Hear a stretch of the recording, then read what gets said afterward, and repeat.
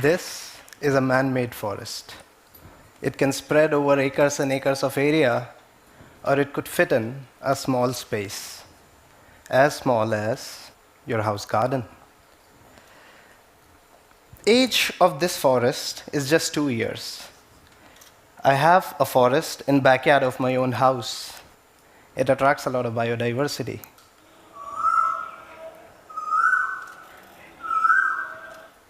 I wake up to this every morning like a Disney princess.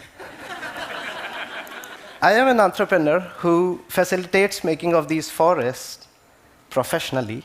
We have helped factories, farms, schools, homes, resorts, apartment buildings, public parks, and even a zoo to have one of such forests. A forest is not an isolated piece of land where animals live together. A forest can be an integral part of our urban existence. A forest, for me, is a place so dense with trees that you just can't walk into it. It doesn't matter how big or small they are. Most of the world we live in today was forest. This was before human intervention. Then we built up our cities on those forests, like Sao Paulo, forgetting that we belong to nature as much as 8.4 million other species on the planet.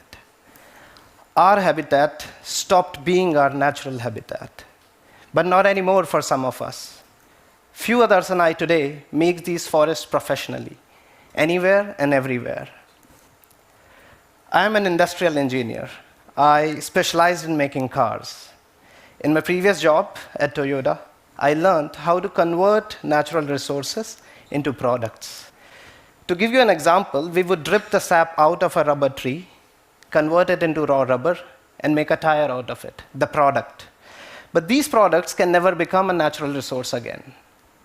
We separate the elements from nature and convert them into an irreversible state.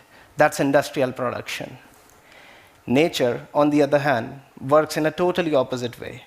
Natural system produces by bringing elements together, atom by atom. All the natural products become a natural resource again. This is something which I learned when I made a forest in the backyard of my own house. And this was the first time I worked with the nature rather than against it. Since then, we have made 75 such forests in 25 cities across the world. Every time we work at a new place, we find that every single element needed to make a forest is available right around us. All we have to do is to bring these elements together and let the nature take over. To make a forest, we start with soil. We touch, feel, and even taste it to identify what properties it lacks. If the soil is made up of small particles, it becomes compact, so compact that water cannot seep in. We mix some local biomass available around, which can help soil become more porous. Water can now seep in. If the soil doesn't have capacity to hold the water, we would mix some more biomass, some water absorbent material like peat or bagasse, so soil can hold this water and it stays moist. To grow, plants need water, sunlight, and nutrition. What if the soil doesn't have any nutrition in it? We don't just add nutrition directly to the soil. That will be industrial way. It goes against the nature. We instead add microorganisms to the soil. They produce the nutrients in the soil naturally. They feed on the biomass we have mixed in the soil, so all they have to do is eat and multiply. And as their number grows, soil starts breathing again. It becomes alive. We survey the native tree species of the place. How do we decide what's native or not? Well, whatever existed before human intervention is native. That's the simple rule.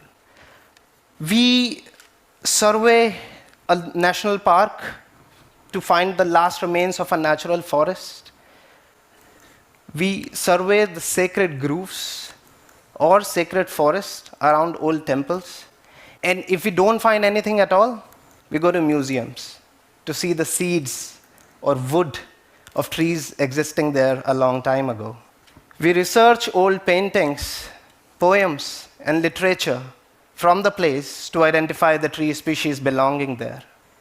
Once we know our trees, we divide them in 4 different layers: shrub layer, subtree layer, tree layer, and canopy layer.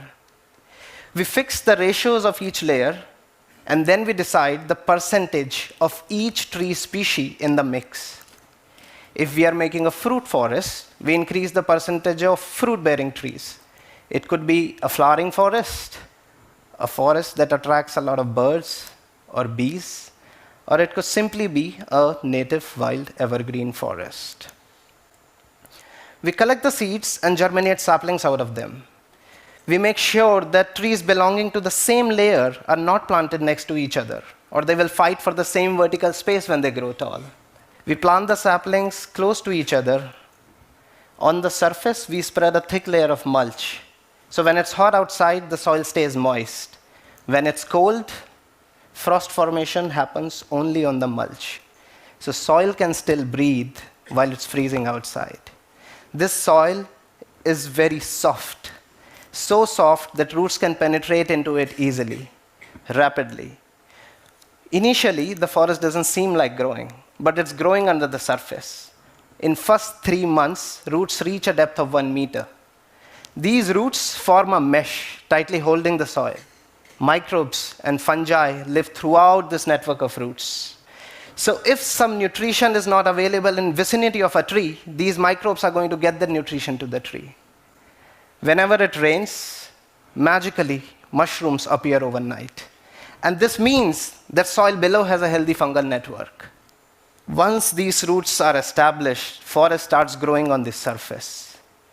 As the forest grows, we keep watering it. For next 2 to 3 years, we water the forest.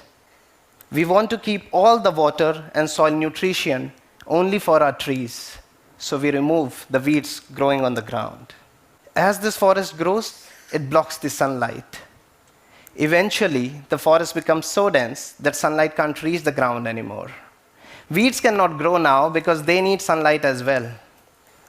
At this stage, every single drop of water that falls into the forest doesn't evaporate back into the atmosphere.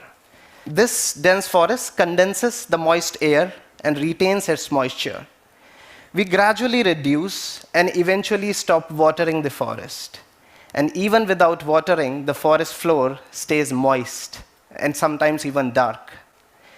Now, when a single leaf falls on this forest floor, it immediately starts decaying.